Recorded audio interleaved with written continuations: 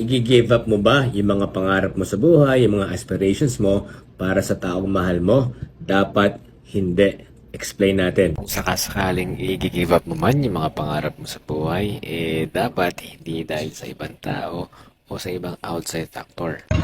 Kung ang isang tao ay talagang mahal ka, genuinely, sincerely, purely, susuportahan ka niya whatever path you take at with no strings attached ha.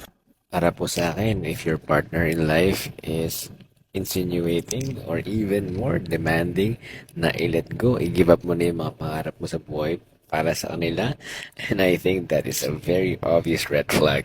Kung gusto mo man i-give up or let go na yung mga dreams mo, dapat dahil sa ayaw mo na talaga or you felt or you feel na talagang you gave all your best at hindi na talaga pwede. Next naman. Siyempre, sa isang relasyon, you have to make adjustments, you have to meet halfway, hindi lang ikaw masusunod, mapag-uusapan naman yon.